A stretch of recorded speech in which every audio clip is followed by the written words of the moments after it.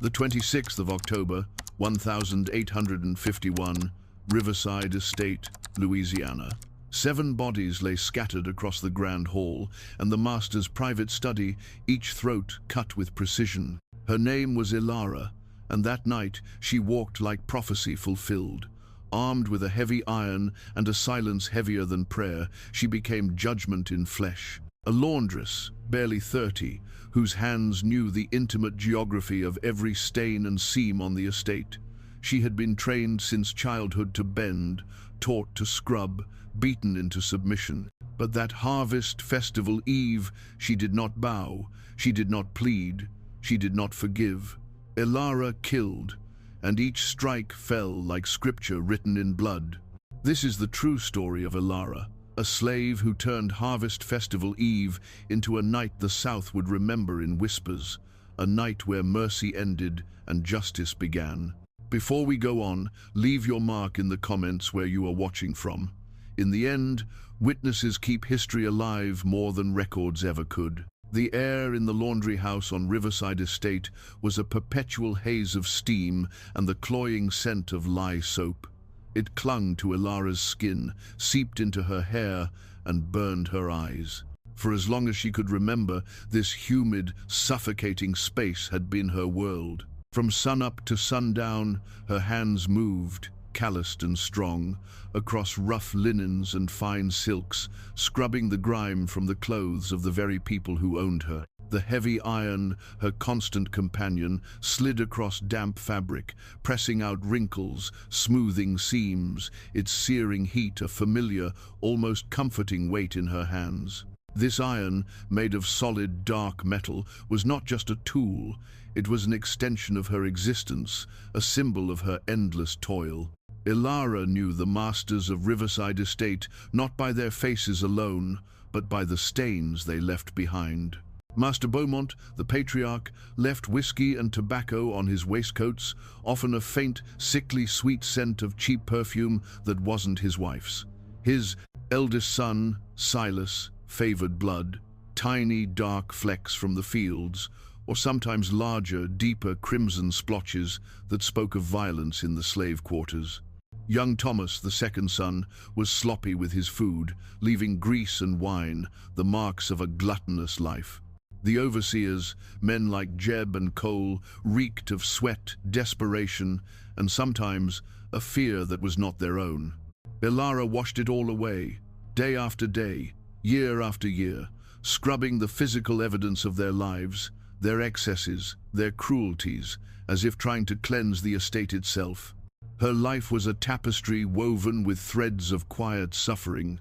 She had seen her younger sister sold away after a master's whim, her mother beaten for a spilled pitcher of milk, her own body bruised more times than she could count. Her anger was a storm brewing beneath a placid sky, gathering thunder in the quiet folds of her heart. It was a silent, simmering rage, hidden beneath a mask of stoicism, a face learned from generations of enslaved women who knew that to show defiance was to invite destruction. She moved with a quiet efficiency, her eyes downcast, her voice rarely above a whisper, yet inside, a fire sparked and grew with each passing day. The year 1851 had been particularly brutal. The cotton harvest was bountiful, which meant longer hours, more brutal overseers, and a heightened sense of entitlement from the Beaumont men. Silas, in particular, had grown bolder, his temper shorter, his cruelty more inventive. He had taken a young girl from the quarters, barely 15, and left her broken. The whispers had traveled through the cabins, reaching even the isolated laundry house. Ilara had cleaned Silas's shirt the next day, a small, stubborn bloodstain near the cuff. As her fingers rubbed the fabric, her heavy iron rested, still warm, beside her. Its dull metal gleamed, catching the light like a dark eye. It felt heavier than usual that day, a weight that pressed not just on the cloth, but on the very core of her being. The Harvest Festival was meant to be a distraction, a brief, glittering illusion of prosperity and gaiety for the white residents of Riverside Estate and their guests. Lanterns hung from the oak trees, music drifted from the grand hall, and the smell of roasted meats filled the evening air. For the enslaved, it meant more work serving, cleaning, keeping the illusion alive. But it also meant distraction for the masters, their vigilance dulled by drink and revelry.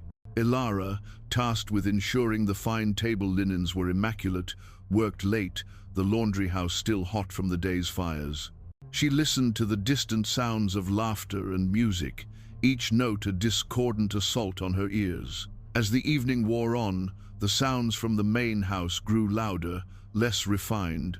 Drunken shouts, boisterous laughter, the clinking of glasses, the air was thick with it. Ilara finished her last stack of pristine napkins, folding them with practiced precision. She looked at the heavy iron, still sitting on its stand, cooling now, but its weight felt different, charged. It was not just a tool for smoothing fabric.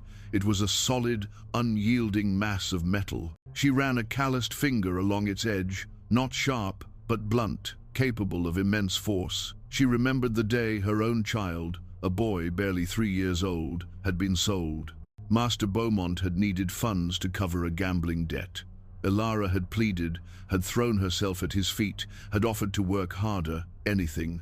But his eyes had been cold, unfeeling. "A chattel is a chattel, Ilara," he had said, "and yours is a good price."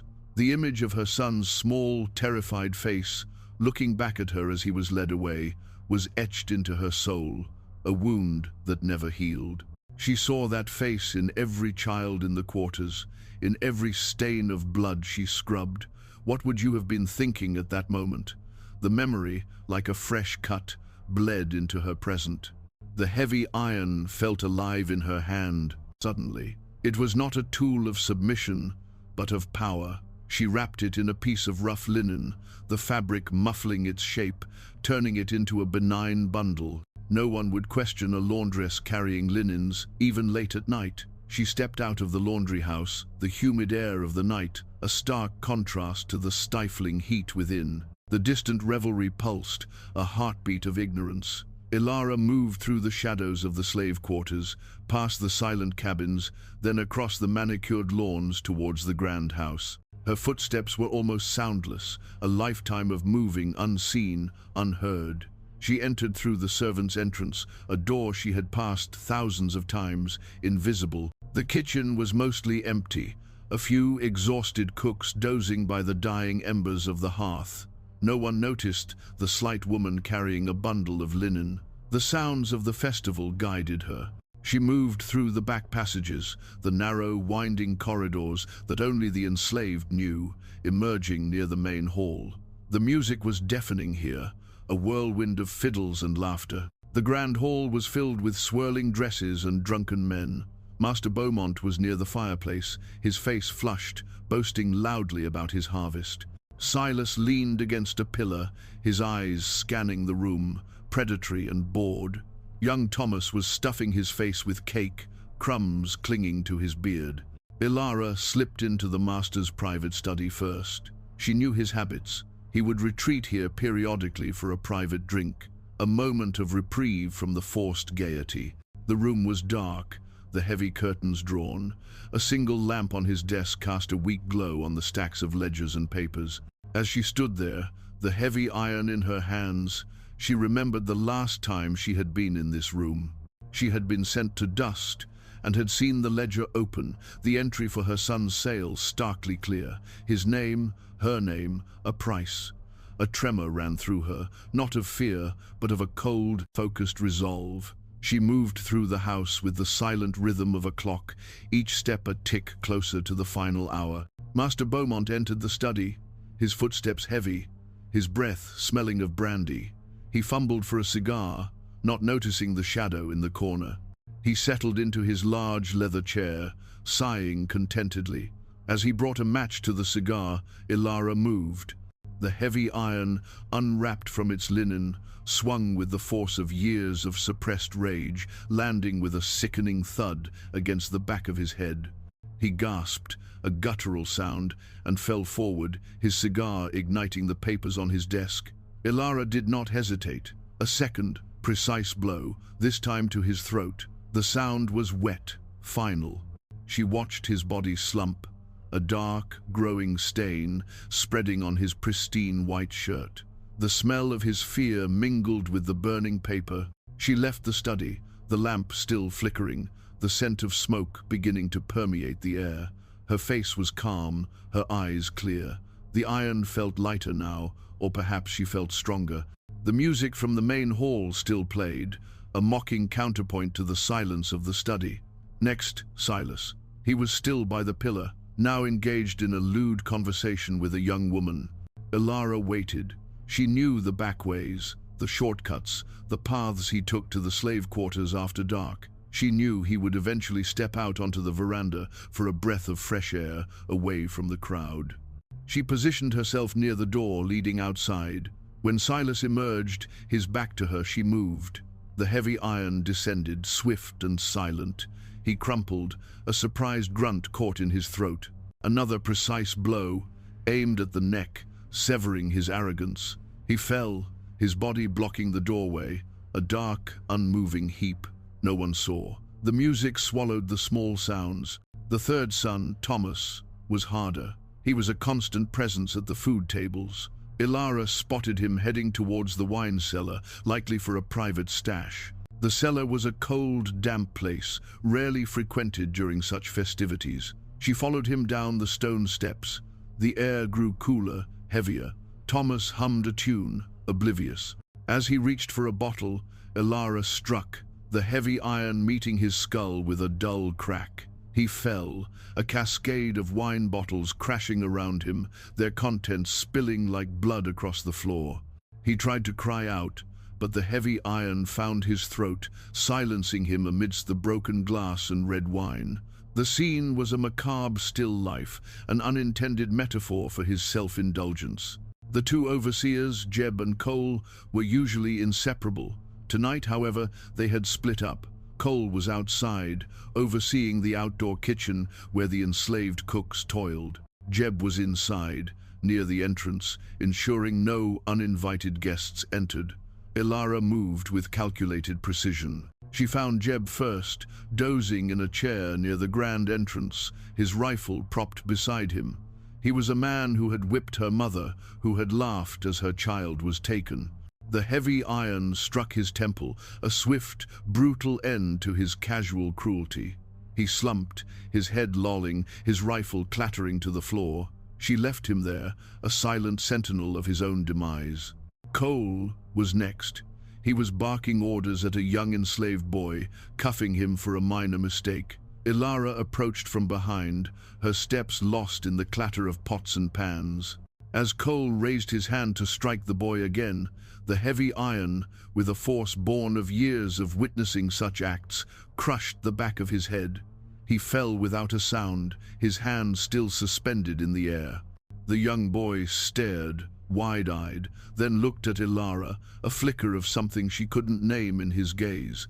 Fear, yes, but also a nascent understanding. She simply gave him a look, a warning, then melted back into the shadows. The seventh victim was a distant cousin of the Beaumonts, a man named Sterling Vance, known for his particular enjoyment of sport in the Stru slave quarters. He had arrived uninvited, and his presence was a dark cloud, even amidst the forced gaiety. Ilara had seen him earlier, eyeing a young woman from the quarters. She knew where he would retreat, a small, unused guest room on the second floor, a place he used for his dark purposes. She found him there, alone, already half undressed, a bottle of liquor on the bedside table. He looked up, startled, as she entered. His eyes widened, a flicker of recognition perhaps, or simply drunken confusion. Before he could speak, before he could move, the heavy iron struck, once, twice, obliterating his depravity. He fell, his lustful grin replaced by a gaping horror. Ilara stood over him, the iron heavy in her hand, her breath even. What would you have tried to escape, or sought a different kind of freedom? The silence in the house, beneath the continued, oblivious revelry, was profound. 7 men, 7 blows. Ilara moved quickly now. She did not seek to clean the blood, only to ensure her own tracks were covered. She removed her blood-splattered apron, leaving it in the guest room, a silent message. She knew the estate, every hidden path, every shadowed shortcut. She moved out of the house, back through the servants' entrance, her movements as fluid and silent as the river itself. She walked towards the winding paths that led to the swamp, to the river beyond. The moon was a sliver of white in the dark sky, casting long, distorted shadows. The sounds of the festival began to fade behind her, replaced by the chirping of crickets and the croaking of frogs. The heavy iron, her instrument of vengeance, she carried with her, a silent, weighty companion.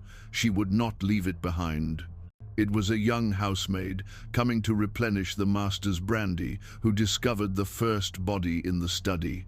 Her scream tore through the false gaiety of the festival, a sharp, piercing sound that cut through the music and laughter. Panic erupted. The music died.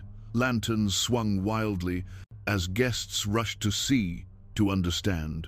The discovery of Silas, then Thomas, then Jeb, then Cole, then Sterling Vance, scattered across the house like broken dolls, sent a wave of terror through the estate.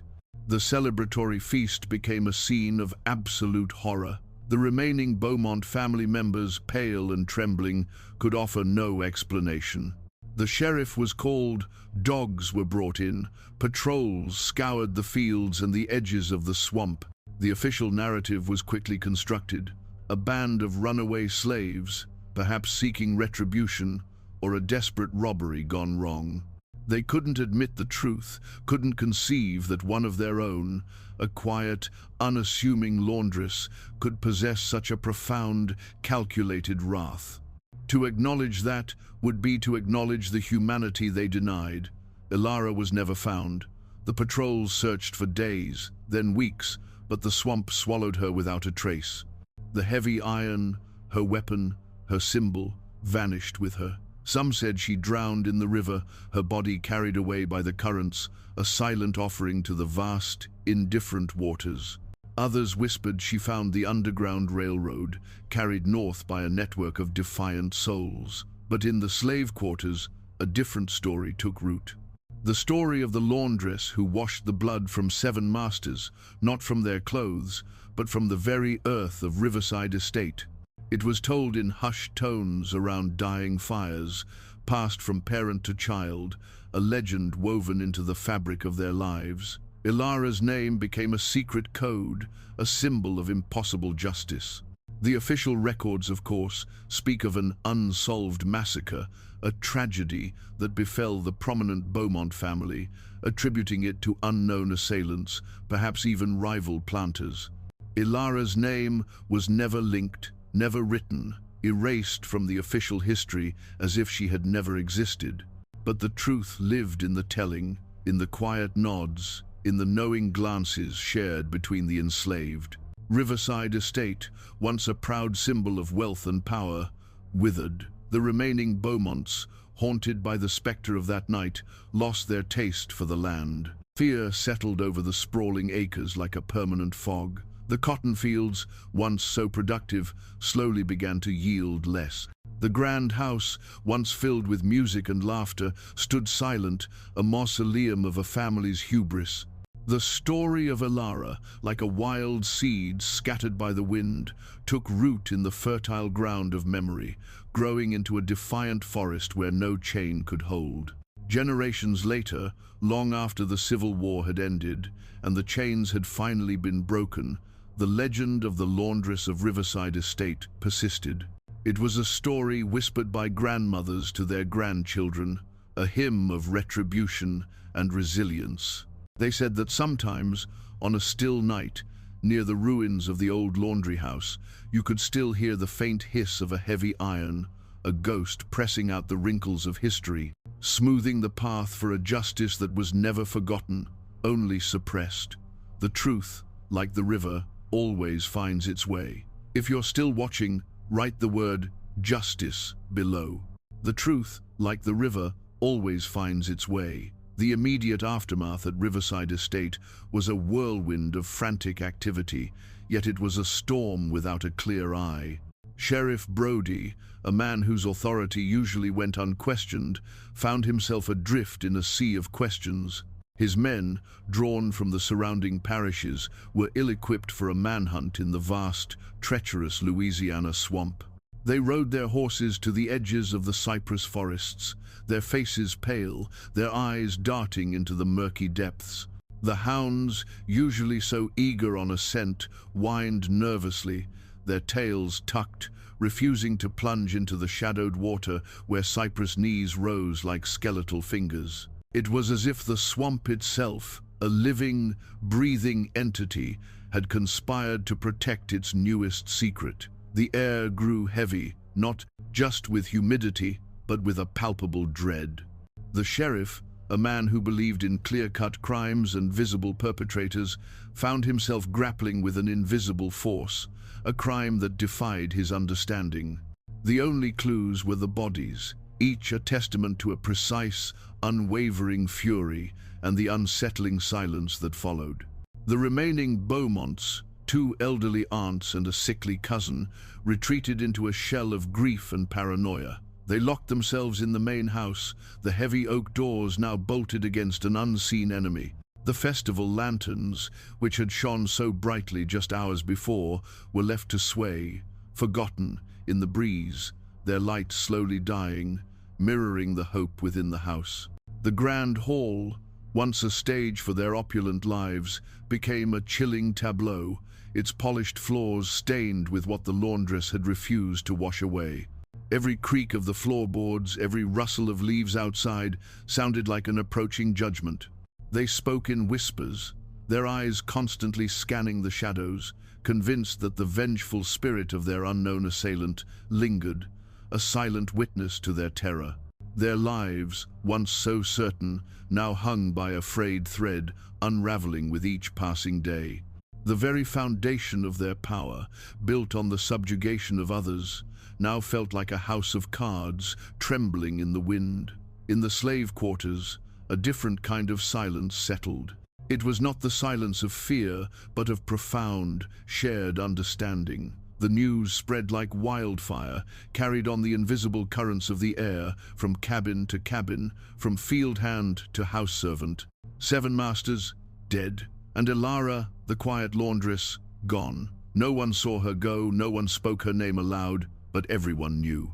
Her act, a single decisive strike against the towering edifice of their oppression, resonated through the community like a powerful, unspoken chord. It was a melody of defiance, a rhythm of long-awaited justice that beat beneath the surface of their daily compliance. Children, playing in the dust, would sometimes pause, looking towards the swamp's edge, their small hands mimicking the swing of an imaginary, heavy object. Elders, their faces etched with decades of sorrow, would offer a knowing nod, a flicker of something close to pride in their eyes. The story of Ilara became a whispered prayer, a secret hymn sung without words. It gave them strength, a deep, hidden wellspring of resilience. If one of their own, so seemingly meek, could shatter the impenetrable power of the masters, then perhaps, just perhaps, the chains that bound them were not as unbreakable as they seemed. The heavy iron, Ilara's chosen weapon, became a central image in the folklore that bloomed around her. They said she carried it with her into the swamp, its dull metal now shining with the light of freedom. Some claimed it had become a beacon, guiding other runaways through the perilous wilderness. Others swore it was a symbol, a weight that had finally been lifted from the shoulders of the enslaved, a burden transformed into an instrument of liberation. It was a tangible object that gave shape to an intangible rebellion, a concrete symbol of their yearning for a world where justice was not just a distant dream, but a brutal, beautiful reality. The patrols continued their futile search for weeks. They dragged the river, hoping to find a body, a definitive end to the unsettling mystery. But the river yielded nothing but its own secrets, tangled roots, ancient logs, the silent, dark fish. The swamp, an ancient, wise entity, simply absorbed Ilara, making her one with its vast, unknowable depths. It was as if nature itself had chosen to protect her, to enshroud her in its impenetrable embrace. The searchers, exhausted and demoralized, eventually gave up. The official report simply stated, "presumed drowned," a convenient lie that allowed them to close the case, to bury the terrifying implications of a slave's calculated vengeance. But the fear, like a stubborn root, refused to die. Riverside Estate began to decline with an almost spiritual swiftness. The cotton, once the lifeblood of the plantation, seemed to grow less vigorously. The enslaved, though still bound, worked with a new, subtle defiance. Their movements were slower, their gazes held a deeper, unreadable knowledge. The overseers, now fewer in number and more hesitant, found it harder to enforce the old cruelties.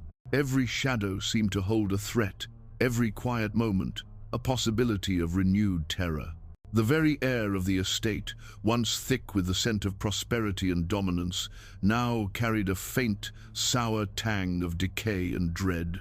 A year after the massacre, a creditor from New Orleans, Mr. Dubois, arrived at Riverside. He was a meticulous man, his ledgers filled with neat columns of figures, his mind accustomed to the predictable rhythms of commerce. But Riverside Estate defied all logic. The crops were down, the remaining slaves were sullen, and the grand house felt like a tomb. Dubois found the surviving Beaumonts huddled in their drawing room, their faces gaunt, their eyes hollow.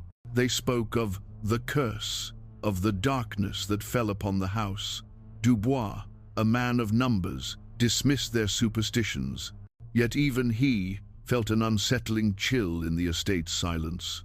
He walked through the empty rooms, the dust motes dancing in the slivers of light, and saw not a profitable venture, but a monument to a broken spirit. The estate was a clock whose gears had been violently wrenched apart, its purpose shattered. The true cost of that night was not just the lives lost, but the very soul of Riverside Estate. It was a place where the old order, the brutal certainty of master over slave, had been irrevocably fractured. The whispers of Elara, the laundress who used her heavy iron not to smooth clothes, but to iron out injustice, became a lifeline for those still trapped. Her story, though never written in any official book, was etched into the collective memory of the enslaved community, passed down through generations, becoming a powerful current beneath the surface of their lives. It was a narrative of resistance, a legend of a woman who dared to turn the tables, to make the oppressors feel, even for a single night, the terror they so freely inflicted. The land itself seemed to remember. The wind that swept through the fields carried not just the scent of the river, but the echo of a forgotten rebellion. The creak of the old oak trees, where lanterns had once hung, now sounded like a sigh, a lament for the past, and a quiet cheer for the future that Elara's act had, however subtly, nudged into being. The story of Elara, the laundress, remained a suppressed truth, a powerful force that lived on in the hearts of those who refused to forget, a testament to the enduring human spirit that, even in the darkest of times, finds a way to strike back, to write its own justice in the indelible ink of memory and folklore. Stories like this deserve witnesses. Be one by leaving your mark in the comments. And so, as the generations turned and the old Riverside Estate crumbled into mere memory, swallowed by the relentless march of time and the encroaching swamp, Elara's name continued to echo, not in the brittle pages of official records, which spoke only of an unexplained tragedy, but in the soft lullabies sung over cradles, in the cautionary tales whispered by firelight, and in the defiant glint in the eyes of children who heard her story.